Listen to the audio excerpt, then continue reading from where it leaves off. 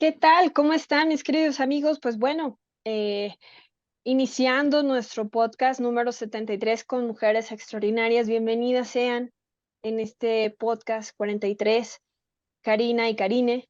Y en verdad muy emocionada porque son conceptos diferentes, son conceptos nuevos y sobre todo necesarios para este propósito de buscar empresas inteligentemente sostenibles. No solamente nos toca a todos seguir aprendiendo, sino aportar el tema de regeneración y seguir evolucionando. Y antes que nada, me encantaría invitarlas a que se presenten y nos puedan compartir quiénes son, cuál es su expertise y qué están haciendo en este ramo. Karina, bienvenida. Hola, gracias, mucho gusto y te agradezco el espacio que es tan necesario de poder transmitir como otros pensamientos y perspectivas y también ya muchas acciones que se vienen dando en Latinoamérica. En mi caso, bueno, soy Karina Víquez, estoy en Costa Rica y trabajo en una universidad privada acá en el país que se enfoca mucho en el desarrollo regenerativo y en gestión de proyectos. Entonces, ahí coordino un programa sobre emprendimiento regenerativo y adicional a este rol, pues también ahora soy parte del equipo fundador del Wheel Hub, que es un hub de economía al bienestar acá en Costa Rica, que recién estamos arrancando. Y bueno, creo que esos son como mis dos principales roles por ahora. Excelente, bienvenida, Karina. Karine, bienvenida. Gracias. Soy Karin Steinborg, también costarricense. Bueno, yo tengo varios sombreros. Uno es parte de este grupo que estamos formando, este hub de We All Costa Rica. También formo parte de una empresa privada de alimentos y bebidas acá en Costa Rica y el puesto que tengo es jefe de valor ambiental positivo, y esto lo que quiere decir es qué valor agregado ambiental y social puede dar esta empresa a las comunidades. Y también tengo el sombrero de emprendedora, entonces tengo un emprendimiento de economía circular y consultorías en lo que es la gestión de los residuos, mejor dicho, recursos.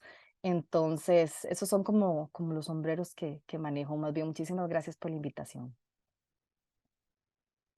La agradecida soy yo porque creo que vamos a aportar muchísimo conocimiento, sobre todo en este tema de las economías, que se vuelve en boga. Les cuento que en México ya es una ley oficial y de pronto del dicho al hecho, o sea, es decir, de la ley a las acciones en calle, todavía estamos muy alejados. Y de pronto aparece en el esquema dentro de las economías emergentes, economía del bienestar. Karina, ¿qué es o cómo se puede definir la economía del bienestar?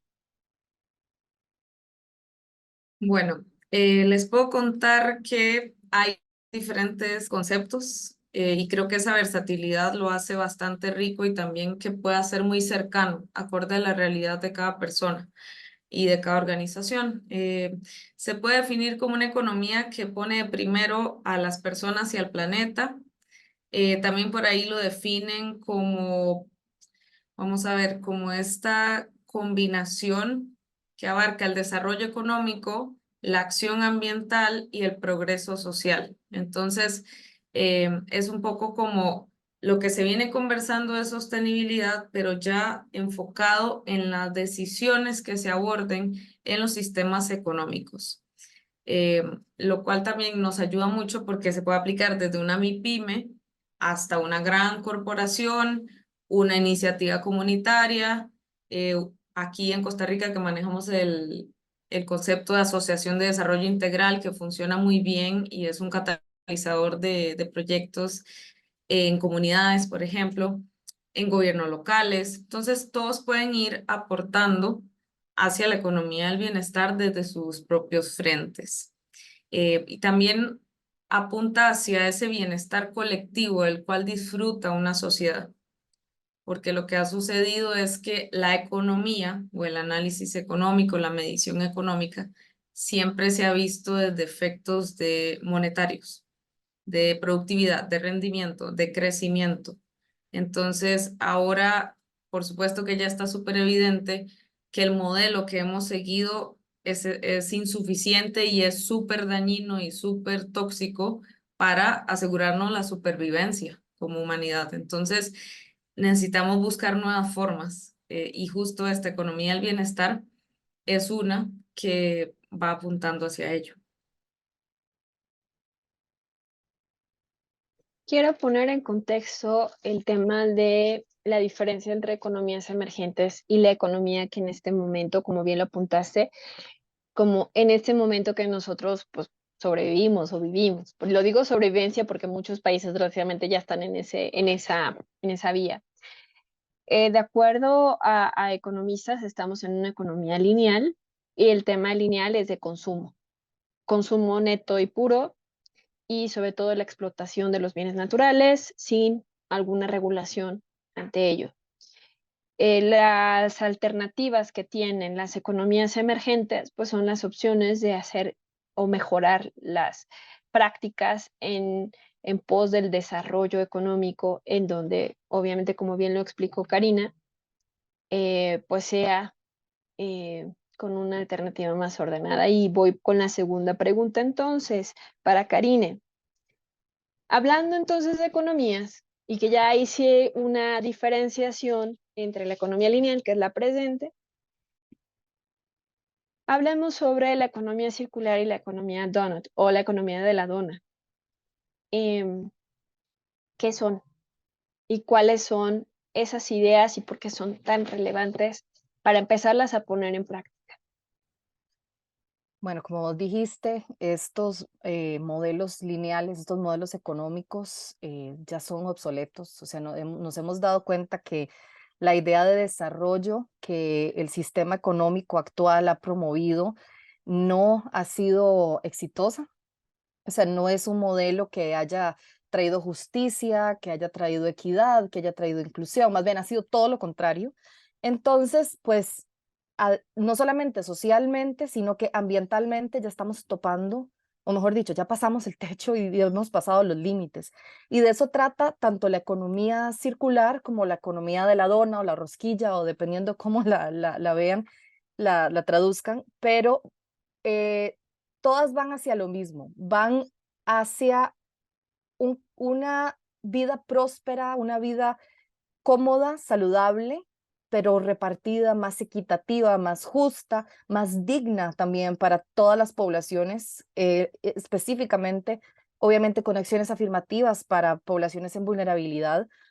Y adentrándonos en lo que es la economía circular, que es algo ya muy específico, es de pasar de esa línea en donde empieza, digamos, la creación de la cuna a la tumba, digámoslo así, que se hace algo, se consume, se desecha. Ya ahora la idea es de la cuna a la cuna, se hace algo, se consume y se regresa lo que hubo de residuo, entre comillas, que es un recurso, regresa otra vez a la cuna para poder volverlo a utilizar. Obviamente la economía circular por diferentes tecnologías o diferentes contextos, dependiendo de lo que se quiera producir o lo que se esté realizando, vas a tener diferentes bucles, o sea, diferentes circulitos o ciclos que tal vez no regresa al inicio, pero regresa a uno de esos inicios o inclusive inicia un nuevo bucle. Por ejemplo, cuando estamos hablando de plástico que ya no sirve para hacer botellas, es una botella plástica, y vos decís, bueno, ya está demasiado desgastado, pero sirve para hacer otra cosa, por ejemplo, madera plástica, para hacer pisos, para hacer carreteras, entonces hace otro bucle. Esa es la economía circular y la economía circular es un elemento de la regeneración, porque al final lo que se quiere es que se pierda la menor cantidad de energía posible. Esa es la economía circular. Si lo estamos viendo así es, no tiremos energía o no tiremos dinero o no tiremos recursos, no tiremos materia a que nada más esté ahí estática, porque al final ni se descompone, lo que usualmente termina siendo un residuo. Ahora, la economía de la dona lo que nos dice es que todo lo que hemos estado realizando no ha tenido todas estas actividades productivas, este sistema económico en el que vivimos no ha tenido los resultados de seguridad alimentaria, de salud y salud integral, no solamente la salud física, sino la mental, la psicológica, la emocional, la parte de ingresos, la parte de paz, la parte de justicia, justicia ambiental, equidad de género, energía, o sea, acceso a recursos, acceso a calidad de recursos naturales también. Y entonces la economía de la dona nos va poniendo esta figura en donde son dos anillos, que están los anillos de los fundamentos sociales, que es lo que hemos estado hablando, vivienda digna, espacios públicos, bienestar en general, y también los Acceso al agua techos, limpia también, exactamente, que se vuelve tan obvio, pero es tan necesario. y vital. Y también ya los techos ecológicos, que son cambio climático, que ya el techo ya lo pasamos, o sea, estamos más bien arriba en la chimenea. Acidificación de los océanos que está sucediendo, sedimentación también, contaminación del aire, cambio de uso de suelo, agotamiento de la capa de ozono, o sea, ya la pérdida de biodiversidad, que es algo que no le ponen suficiente atención, es sumamente importante. Entonces, la economía de la dona y la economía circular alimenta esta economía de la dona, y estas dos, digamos que también alimentan y contextualizan para crear una economía del bienestar. No es como que una o la otra, es que todo lo podemos hacer integral y holístico y vivir de una manera mucho más amigable entre nosotros y entre otros cohabitantes, hablando de seres vivos y recursos, en donde se pueda tener este balance. Y lo más importante, dijiste algo, es algo integral. Y lo comentaba en un podcast anterior, multidisciplinario, lo decía el doctor Tino Velorio. Y sobre todo, pues bueno, viene a raíz de este comentario tan valioso la siguiente pregunta, Karina. ¿De qué entonces, o sea, de qué manera hacemos o hacen ustedes para impulsar las ideas de la economía del bienestar en el mundo? Te voy a hacer una anotación. Yo soy la primera crítica, no con esto. Me refiero de la necesidad de las empresas a que sea un lugar feliz para vivir y happy day y happy place to work y que son iniciativas positivas, pero se pierde cuando no lo hacen integral. Quiero pensar que la economía del bienestar es algo integral, es decir, está bien padre que todos sean felices, pero es más importante que todos estén bien y que es muy diferente, pero sé que tú eres la experta y que lo podrás aclarar de mejor manera. ¿Cómo se hace? ¿Qué ideas han ustedes impulsado? Súper. Justo para iniciar, quiero leer algo de John Fullerton, que él dice que los sistemas económicos deben funcionar embebidos en la biosfera, dentro de los principios y patrones de los sistemas vivos. Entonces, ¿qué pasa? Que estamos desconectados con lo que con esa fuerza vital que es la que nos hace humanos, la que nos hace parte de la naturaleza. Eso se nos ha olvidado. Y ya con esta frase probablemente digan, uff, que demasiado hippie, ¿verdad? Está desligada totalmente de lo que es indicadores económicos, pero es que de ahí venimos. Y, y todos los movimientos, los flujos a nivel planetario, estamos interconectados completamente. Entonces, eso quería ahí como para iniciar. Entonces, ¿de qué manera impulsar ideas? Algo súper rico de esto y que creo que empodera a todos por igual es que ha sido un tema liderado por sociedad civil, por ONGs, por organismos, por activistas, por emprendedores. O sea, cual sea tu sombrero o tu rol o tu alcance también, si solo puedes actuar a nivel de tu pueblo, está perfecto siempre y cuando podamos tener como esa irrupción de decir, bueno, mi bienestar se tiene que medir de una forma más allá de por cómo se comercial, de la cantidad de bienes y servicios comercializados, me explico, que ese es el PIB. Entonces, tenemos que pensar ya justo como tal vez lo hemos venido comentando, en alternativas, en otras formas de poder actuar, sea con movimientos, con métricas, con conceptos, y no entrar en esas discusiones tediosas de conceptos, justamente, pero sí como para saber, ok, acorde a nuestra realidad, ya tengo el concepto general, pero ahora, acorde a mi realidad en esta provincia, en este sitio, en Costa Rica, ¿qué significado tiene esto? ¿Cuáles necesidades latentes son las que surgen mucho más? Porque no podemos, y ahí entro al tema de la congruencia, justo la anotación que hacías, no podemos ser tan incongruentes de prometer o enfocarnos solo en un tema cuando por el lado social estamos terrible o hay incremento en suicidios en la población joven, por ejemplo. Entonces, todo está completamente amarrado y esa interconexión y esa interdependencia es lo que necesitamos para vernos como un sistema vivo y a partir de ahí entender que cada una de las acciones que tomemos repercute no solo a nuestro sector o a nuestra calle o a nuestro pueblo, sino que es hacia todos, ¿verdad? Más como ese cambio sistémico que es lo que se busca, para ya luego que la asignación de recursos, que la intervención gubernamental haga sentido, porque si no, lo que sucede es que son cientos de esfuerzos aislados que probablemente muchos a veces están trabajando en el mismo sitio y ni se hablan, se duplican esfuerzos. Entonces, por ahí, digamos, es como el punto clave que quería anotar.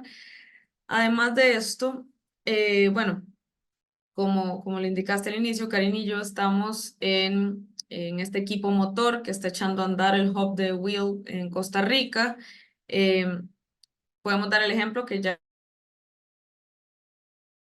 hay, bueno, alrededor de 15 hubs y Latinoamérica tiene un rol muy fuerte. Hay muchas iniciativas, muchos esfuerzos, incluso en mismo Argentina hay 2 hubs dentro del mismo país porque sus realidades y sus atenciones lo ameritan, ¿verdad? Entonces, súper interesante poder ver como esta diversidad de esfuerzos, que no dependamos de una etiqueta y que permita también a muchas personas participar y que nosotros desde esta organización podamos articular, traer a la misma mesa a personas que de otra manera es muy difícil que conversen de un mismo tema. Em, y también, pues obviamente tomar de referencia las buenas prácticas de otros países que ya han sido líderes en esto, Nueva Zelanda, algunos países de Europa, y no dejarnos llevar por el simple hecho de que en el indicador macroeconómico que todos manejan, si ya ahí estás súper bien y el PIB per cápita es alto, ya asumimos que el país va sobre ruedas y no es así, ¿verdad? Entonces, porque hemos visto casos más bien muy contradictorios, que el PIB está muy alto, pero hay situaciones bastante graves a nivel ambiental y social, que es Yo también creo otro... que, mira, perdón, Claro. te quería complementar esa excepción. Yo lo hago mucho con tema del orden sistémico, que también Humberto Maturana y Rafael Echeverría hablan con el tema de la autopoiesis, Mm. y la autopoiesis tiene que ver con el tema sistémico, que hace el ejemplo como una célula, que finalmente los sistemas sociales son como unas células, en donde obviamente funcionan como tal. Y si no se renuevan constantemente y si no trabajan y respiran de manera equilibrada, pues tienden a generar, porque la función de la gran mayoría de las células en los cuerpos, tanto animales como vegetales, tienden a reproducir y crecer. Y el ciclo normal de vida, nacer, crecer, reproducirse y morir. El problema cuando un sistema no está en el modo autopoyético, que es decir, regeneración ordenada, pues empieza a generar cáncer o simplemente muere con antelación. Entonces, totalmente de acuerdo, me hace totalmente, me resuena, no solo en el corazón, sino en los conceptos que también se vienen trabajando en este podcast, en el sentido de reconocernos como seres vivos, como seres eh, en donde necesitamos o nos debemos a los sistemas. Y de ese sistema tiene que tener bienestar y enfocarse para que todos tengan un funcionamiento ordenado. Y vas a acotar algo, Karina, Sí, perdón, solo un quería detalle. contribuir con el tema. Sí, solo un detalle es que también esta forma de trabajar con hubs y demás permite tener esa conexión de lo global y lo local, pero también que cada sitio sea autoorganizado. La autoorganización es un principio de vida que en la biomímesis, si seguimos hablando por el tema de autopoiesis que mencionabas, es vital y es lo que permite que emerjan las condiciones, pero también las potencialidades de cada sitio. Entonces, No es como que venimos con una receta y ya tenemos clarísimo lo que va a suceder en Costa Rica y ya visualizamos todo el plan. No, más bien es como un proceso de apertura, de ver qué existe, de ver qué podemos conectar y también un poco de descentralizar toda esa toma de decisiones que regularmente se dan desde las capitales, ¿verdad? Eso. No, y sobre todo hay otro dicho también, que es de ir a lo global a lo local y de lo local impacta a lo global. Entonces, el gran valor que sí tienen las comunidades o las pequeñas y grandes organizaciones. Y a raíz de ese tema, quiero hacer a Karine la siguiente pregunta. Entonces, con esta acepción y con estos esfuerzos, conceptos y todas las acepciones conceptuales, pudiésemos decirlo así, es, y que además ha salido de ONGs y de instituciones sin fines de lucro, ¿qué oportunidad o cuál es el potencial que tiene el sector privado entonces para adoptar la economía del bienestar? Es decir, porque yo tengo no me gusta tanto el tema de la crítica, sino creo yo que otra oportunidad de crecimiento genera un valor diferenciador. Las empresas usualmente lo que hacen es que en su sentido de responsabilidad social empresarial ayudan, cooperan, donan, ¿no? Sin embargo, teniendo en cuenta que hay organizaciones más pequeñitas y si con menos recursos se están impulsando este tipo de cosas, luego entonces, ¿qué necesita el sector privado imitar? ¿Qué necesita ya hacer? Sobre todo para poder adoptar la economía del bienestar, Karine. Bueno, sí, estás en lo correcto cuando dices, y no es una crítica, pero sí es un punto en donde podemos señalar que las empresas o el sector privado normalmente lo que han realizado es cumplir con ciertos indicadores que le piden auditorías externas para que puedan decir que son sostenibles o que son responsables por comunidades socialmente, etcétera, etcétera. Y al final no tiene ningún tipo sentido de propósito, no tiene ningún tipo de interés en cuáles comunidades fueron las que colaboraron, sino nada más quieren cumplir con este tipo de indicadores y números. Y por eso mismo también las métricas son sumamente importantes y qué es lo que vamos a tomar como criterios y anotadores que nos hagan saber que realmente se está dando un bienestar. Entonces, más que toda la parte de métricas y de mediciones es sumamente importante. Ahora, ¿de qué manera el sector privado puede colaborar e inclusive tomar la economía del bienestar dentro de su propósito, ya sea como una empresa de producción o una empresa de servicios? Pues, primero que todo, viéndolo de la manera más fría, eh, si los recursos naturales y las mismas comunidades, hasta las mismas personas que colaboran dentro de la empresa no están bien, su negocio no se va a ver bien, o sea, no va a surgir. Entonces, tomándolo de la manera más interesada y más lineal, digámoslo así, o sea, tienen que tener colaboradores que estén sanos, que puedan ir a trabajar. También van a necesitar recursos o materia prima para poder realizar sus actividades. Entonces, al final les va a tener que importar. O sea, no solamente cumplir con este tipo de indicadores, sino es la nueva tendencia que viene es vamos un paso más y vamos a invertir. Y no es necesariamente inversiones de pagar créditos de carbono, que también se ha convertido en todo un mercado al final dentro de un sistema capitalista. Y es otro tema que se puede conversar, pero no es solamente pagar y deme un número. Al final es un intercambio que ni siquiera ves, totalmente en línea, o sea, es algo virtual y ni siquiera sabes si se benefició una comunidad, no sabes nada. Entonces es este propósito de tener una conexión con esas comunidades, conexión con esos proyectos que al final sí van a darle un beneficio, sea cual sea, a la empresa. Inclusive, tal vez no reciba ningún beneficio económico ni tampoco en materia prima, pero van a recibir un beneficio de satisfacción de sus mismos colaboradores y más sentido de pertenencia. Entonces van a tener colaboradores mucho más fieles, van a tener clientes también mucho más fieles sus negocios pueden beneficiarse también en la manera de publicidad y una publicidad súper positiva. Entonces se puede ver que hay una alianza de ganar-ganar, digámoslo así.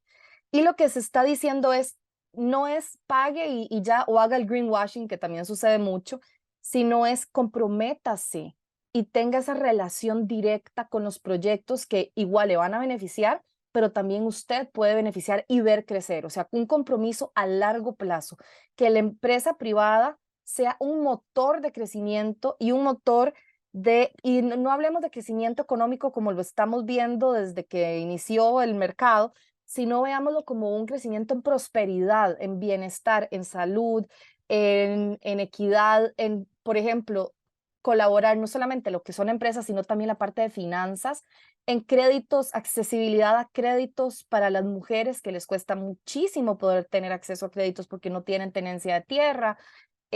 También los pagos son difíciles para ellas. También poblaciones en vulnerabilidad, acceso a diferentes cursos, certificaciones, educación, que tal vez el gobierno ya se le hace demasiado grande poder acceder a eso. Entonces, que las mismas empresas capaciten a sus colaboradores y no solamente a sus colaboradores, sino a las comunidades que están alrededor y también a la familia de las personas que colaboran para ellos.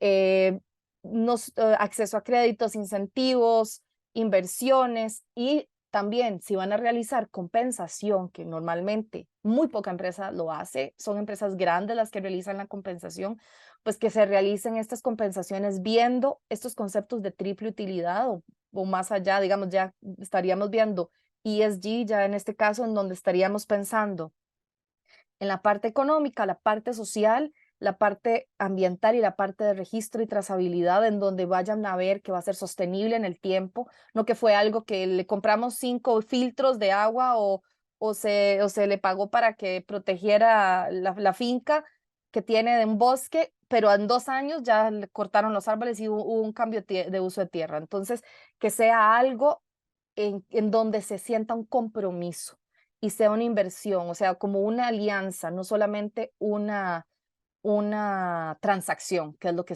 están realizando en este momento. Qué valioso es el tema que acabas de tocar con respecto, bueno, todo, pero el tema de que sea sostenible en el tiempo, que no sea, como decimos convencionalmente en México, llamarada del petate y tomo la foto y ahí lo dejo, ¿no? Y que además no le doy seguimiento y no hay ese proyecto en este momento, ese concepto, si se calza, sustentable. O sea, es decir, que se sustente la acción por el tiempo y que se deje y se construya en un legado y si lo comenta desde los abogados ambientalistas con el derecho de las generaciones futuras, implica a que haya un legado de seguimiento, un legado de compromiso y de esas alianzas. Eso es súper necesario, sobre todo, también les cuento, yo sé que Costa Rica pasó por ese proceso, ahora nos toca a nosotros México en respecto al tema electoral y que muchas de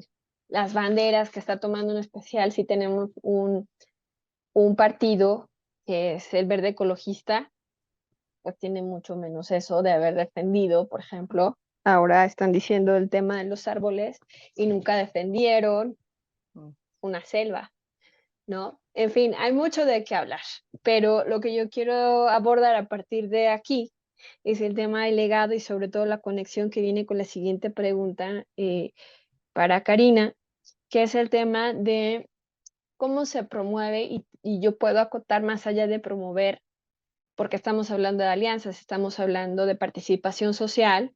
En este caso, cuando es sector público es obligación y que obviamente ya no es opción, porque se trata de nuestras vidas, se trata de sobrevivir, se trata de que ya estamos en la chimenea y estamos realmente agotando y que además, ¿cómo se puede obligar a que el sector público adopte estas economías, Karina? Yo sé que puede ser por ley, pero también hay otras vías. Digo, si lo hablo desde derecho, ¿verdad? Pero ¿qué otras vías se pueden ya hacer? Porque de pronto ya no es una opción, desde mi punto de vista. Karina. Sí, justo un tema bastante que nos compete a todos, tarde o temprano nos llega esas elecciones clave o ya situaciones país que nos ponen en jaque. Em, ok, todo lo que son los entes gubernamentales y demás, lo que tienen que ser son facilitadores. Tiene muchísimos ya sistemas de gestión, sistemas de datos, estadísticas, índices, que son claves para nosotros poder tomar decisiones, poder dirigir esfuerzos, pero por supuesto que para eso necesitamos líneas base y no las estamos teniendo. Se tienen quizá a veces a nivel nacional y con ciertas debilidades. De un gobierno a otro se dejan tirados muchísimos proyectos, entonces es como un poquito de volver a arrancar cada cierto tiempo, pero justamente necesitamos saber en qué condición estamos y cómo nuestras acciones van impactando a eso en los diferentes niveles. Entonces, sí, definitivamente un facilitador y de aporte de datos, estadísticas, índices. No es mi tema de expertise para nada, pero al menos el diseño y desarrollo de política pública tiene que ser algo que pese, que verdaderamente se ejecute y se mantenga en el tiempo, como hablaban ahorita, porque siempre también lo que sucede es de que el éxito y el progreso se ha medido desde el tener, no desde el estar, desde el ser, que eso es lo que necesitamos volver. Entonces, eh, muchas de estas instituciones gubernamentales son las que presionan, como decía Karin, con auditorías, con normas y con reglamentos que ya ni siquiera tienen sentido, que están completamente obsoletos, que ya la casa se nos está incendiando, literal, y nos seguimos enfocando en datos que ya son irrelevantes para la situación. Entonces, sistemas de evaluación y sistemas de gestión del sector público es súper importante poder hacer como ese enfoque. Ahora, lo que hemos visto, que ha sido creo que una gran decepción a nivel global, todos estos esfuerzos de COP y demás, termina siendo lobby. Muchos de estos organismos internacionales incluso. Entonces, aquí es donde toma demasiada relevancia los gobiernos locales. Ahora conversando previamente con Karin, hablamos de esto, ¿verdad? Del alcance que puede tener desde una municipio o municipalidad, como le llamamos acá, eh, el tener las voces de quienes conocen su zona cerquita, pero también identificar muy bien esas necesidades y que puedan ir adquiriendo compromisos mucho más reales acorde a su situación, ¿verdad? Por ejemplo, si es un tema de gestión de residuos, entonces, cómo se puede descentralizar también la forma en la que ellos obtienen recursos del gobierno central, qué iniciativas tienen que hacer a partir de esa necesidad que tienen, cuáles son los aliados que necesitamos buscar para tal temática. Entonces, creo que toma mucha más relevancia y al menos de nuestro lado y con la universidad donde colaboro hemos tenido muy buena experiencia en la parte de proyectos y extensión con gobiernos locales y es realmente ¿Puedes comentar qué universidad está haciendo esa extraordinaria labor? Sí, claro, se llama Universidad para la Cooperación Internacional o UCI, como le llamamos, la UCI buena. Y justamente en Guanacaste tuvimos una muy buena experiencia con la Federación de Municipalidades de Guanacaste. Hay muchísimos alcaldes, gente que viene, nuevas generaciones, que apuntan a estas nuevas economías, pero se topan con las barreras de la burocracia, de los procesos. Entonces, justo es como esa gran oportunidad que tenemos a nivel local de poder conectar las personas que están súper apropiadas y que tienen ese sentido de identidad del sitio para poder actuar. Y que también podamos tener como ese pool de talento, digamos, local que esté ahí dispuesto a hacer, ¿verdad? Entonces hablamos de emprendedores, de líderes comunitarios, de que el comité de deportes, o sea, ya ahí es infinito, digamos, las opciones, lo cual es súper bueno. Se vuelve integral. Exacto, aquí es ya esa visión holística que necesitamos, o sea, si necesita algo de la parte de deportes, de recreación, entonces uno sabe que ahí puede tener ya cuál es el reto, el acceso a recursos para poder tener esas líneas base o ese monitoreo de lo que se está haciendo a nivel local. Excelente, Karine. Pues yo creo que ya estamos llegando a la última pregunta y tiene que ver sobre los pasos, porque yo siempre lo digo, sobre todo no solamente con una cuestión de podcast, sino en conferencia, en escritura, en todo, es también padre los conceptos, pero hay que llevarlos a la práctica, hay que empezar. Entonces, sé que muchas personas que nos siguen, que saben qué es lo que se está haciendo tanto con ustedes como con nosotros, como con la fundación, eh, ya están en ese punto de decir, ok, vamos por ello. ¿Cómo se empieza como se dice convencionalmente en Costa Rica también, cómo se empieza a pelar el banano? O sea, ¿cómo empiezas a comerte este concepto? ¿Cómo se come? Decimos ¿Cómo acá. se come? Sí, bueno, una pequeña aclaración, bueno, no es aclaración, nada más contextualizarlos, que Karina dijo Guanacaste. Guanacaste es una provincia del Pacífico Norte de Costa Rica, para las personas que no conozcan, nada más, porque asumimos que todo el mundo sabe dónde está, deberían, la verdad, pero, No, pero está bien que lo pero por comentes. aquello, nada más para que Claro, sí, sepan que es una claro. provincia de Costa Rica en el Pacífico Norte, colinda con Nicaragua, tenemos bellas playas, muy bonita además La Pampa, pero para que lo tuvieran, nada más se lo pudieran imaginar por dónde estaba. Bueno, ¿cómo se come esto? ¿Cómo lo empezamos? Pues es un trabajo arduo, es un trabajo en conjunto, multidisciplinario, o sea, no podemos pensar que ya con solo educar estamos o con solo empezar a conversarlo. Sí, es una de las cosas que hay que hacer, pero hay que hacer esfuerzos paralelos.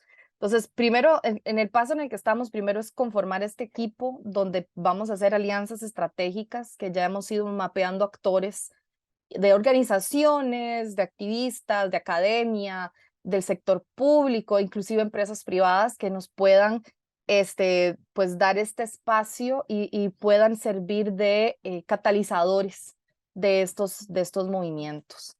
También, más allá de hacer las alianzas estratégicas, está la sensibilización, pues la parte de la educación al público, la sensibilización sobre qué es economía del bienestar, por qué queremos una economía del bienestar, para qué pensar otra vez en la palabra economía, que a veces hay gente que arruga la cara solo con decir que la palabra economía ya la gente ya no quiere, porque piensan que va uno a meterse en cosas muy teóricas o nada más va a hablar de plata o de cosas matemáticas. Pero el asunto es que al final la economía es basarse en cómo satisfacer necesidades y cómo jugar en ese sentido del balance con los recursos. Entonces, llevarlo, aterrizarlo, contextualizarlo para las diferentes poblaciones y que vean que al final este, un sistema económico del bienestar al final nada más es para vivir tranquilos. O sea, lo que se quiere es tener una vida con paz. No es tanto la felicidad, sino es tener una vida con paz, paz con el medio, paz con otros seres, paz con las comunidades, poder tener el acceso y la tranquilidad de poder ir a comer, de poder descansar, de poder hacer ejercicio, entonces de poder salir a la calle y que no te vayan a atacar o te vayas a sentir insegura, inseguro, y que tus hijos puedan jugar también afuera, que puedan andar en bicicleta, o sea, que tengan ese privilegio para muchos y que es un sueño para otros, ¿verdad? Y esos otros también son muchos. Este, otra de las cosas es, pues, lo que hemos ya hablado, la parte de la línea base. Necesitamos construir nuevos indicadores, no podemos basarnos en los mismos conceptos de desarrollo que siempre se piensa en el desarrollo económico y el crecimiento. O sea, sí, será muy bonito para las 4 personas que se les llena el bolsillo y que además no están con esa conexión con la naturaleza y sentirse parte de, no sentirse la persona y la naturaleza, sino la naturaleza y la persona en un pedacito de todo ese sistema, ¿verdad? Entonces, el asunto de en qué estado estamos, o sea, cuál es nuestro piso, cuál es nuestra línea base, no solamente hablando de pobreza, sino pobreza multidimensional, estamos hablando de acceso, estamos hablando de salud, estamos hablando de dignidad, estamos hablando de justicia, o sea, un montón de otros indicadores que también se tienen y que también no vamos a inventar el agua tibia, o sea, nos vamos a basar, por ejemplo, en indicadores de la OECD, en otras filosofías de vida, por ejemplo, como el buen vivir de América del Sur, también el Ubuntu de algunos de los países de África, también el Swaraj de la India. Entonces, la idea es tomar lo mejor que uno ha visto que la sociedad ha construido e irlo uniendo y contextualizándolo a cada realidad, porque yo no puedo forzar a que una comunidad de América del Sur vaya a vivir como una comunidad de África, o inclusive aquí en Costa Rica alguien de Guanacaste se comporta de la misma manera como alguien de Limón, que es una provincia del Caribe también costera. Entonces, y son muy distintas, son igual de bellas, pero son muy diferentes en su manera de vivir. Entonces, hay que contextualizarlo, también ver las necesidades y prioridades de cada comunidad, que son pueden ser distintas, pueden ser las mismas, y también la manera de cómo llegar a ellas. Entonces, es un camino, así literalmente es como ir de la mano, paralelamente, ir promoviendo cómo construir políticas públicas que vayan fomentando y fortaleciendo estos procesos por medio también del sector privado. Si vas viendo, uno va enlazando y es como ir tejiendo y tal vez vas lento, pero ahí vas tejiendo, pero mientras el tejido esté bien duro, o sea, bien formado, bien hechos esos nudos, ahí tu base se va quedando y va siguiendo. Y como decís, de lo local a lo global, al final ya no es un pedacito así de costura, sino que hiciste una bufanda, un suéter o una cobija y ya está completo. Entonces es ir con el sector privado como un motor que puede servir en inversión y puede servir para promover mucho de tal vez iniciativas de academia, de investigación, por ejemplo, para economía circular, investigación para cambio climático, investigación para regeneración, que falta mucho también, mucha inversión en regeneración hace falta. También ver cómo el sector público puede ver eso con políticas públicas, las ONGs ver cómo llegan a más bien cascadear todo eso hacia las comunidades con las que trabajan o los proyectos. Y pues nosotros llegar y articular e ir uniendo todas estas iniciativas y mover a la sociedad civil y también exigir que se den esas iniciativas. Más o menos por ahí. Es un trabajo que hasta que uno le falta el aire empieza a sudar y todo, Claro. pero emociona muchísimo, es un reto enorme, pero yo creo que vale cada segundo. Y apasiona también, porque se Sí. trata de la vida de todos. Por ahí pueden escuchar terroristas, acaban de llegar los chicos del cole. Entonces, por aquello y curiosamente, para cerrar la intervención de esta tarde, que es mucho, y que de pronto siempre bienvenidas para la parte 2 3 y 4 5 6 7. Este es su espacio. Muchas gracias. Yo creo que ha sido muy valioso el aporte y dijiste una frase bastante importante y relevante versus de todo lo relevante que se ha dialogado tanto ahí con Karina, que es el tema de nosotros somos el agente de cambio, que no lo dejemos en manos de las organizaciones solamente, que no lo dejemos en manos de políticas públicas, que lo dejemos en acciones de las empresas y solamente seamos expectantes a ver qué hacen, mientras que nosotros somos los impactados, sino el agente de cambio es que se involucra, trabaja por ello y sobre todo lo hace permanente, construye su legado cuando tiene el propósito bien claro o ese nudo que bien hablaste del tejido, bien claro que no solamente es sobrevivir, sino más bien es vivir bien, el vivir disfrutando la vida. Y disfrutando la vida es comer bien, respirar bien,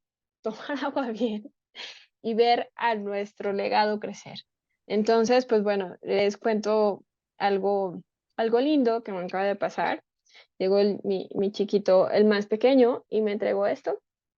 Y así quiero dejar el Ay, podcast. qué Se los lindo. envío virtualmente también a ustedes, se los comparto a ustedes en mi Muchas agradecimiento gracias. con los Gracias. esfuerzos que también están haciendo, honrándolas también con los esfuerzos que ya están haciendo. Y al igual todas las mujeres que también nos apasiona esto, y se los digo porque somos, de acuerdo a estadísticas, somos las que más nos apasiona este tema y que estamos haciendo muchas cosas, con la invitación del género también masculino, que se une y que tenga mayor participación en ello. Pero les agradezco mucho el acceder a, a compartir esa tarde conmigo valiosos conceptos. De nuevo, la invitación permanente de poder compartir con ustedes cualquier cosa que ustedes o la iniciativa que estén comenzando. Bienvenidas a compartirlo en esta manera de hacer difusión y que más personas conozcan no solamente de ustedes y de Will, sino también se multiplique y hayan acciones y agentes de cambio que tengan un ejemplo de cómo sí se puede hacer las cosas, que no es utopía y que es algo que ya necesita nuestro planeta. Las honro, les agradezco mucho el compartir Muchísimas esta tarde gracias. conmigo y además me vuelve, así como lo dijiste, Karine, no solamente nos apasiona, sino nos vuelve el ánimo de decir, mira, no estoy mal con lo que pienso, sino compartirlo de lo que estamos ligados me da una esperanza para las personas, no solamente que estamos alineados con esto, sino que también estamos haciendo esfuerzos para lograrlo. Les agradezco mucho, les deseo una excelente tarde. Les voy a pedir también al equipo que pueda colocar sus páginas de contacto aquí en el copy de este video para que, al igual, yo creo que se encuentran ustedes en Costa Rica, pero nos volvemos globales. Entonces, cualquier Sí, sí, acción sí. se puede hacer con solo un clic. Y el punto de contacto para las empresas, instituciones, organizaciones y gobiernos que digan quiero, pues sepan que habemos quienes podemos hacerlo, en especial ustedes que están enfocadas en la economía del bienestar. Muchísimas gracias. Excelente tarde para ustedes. Muchas gracias por el espacio y también buena tarde. Chao, un gusto. Hasta luego.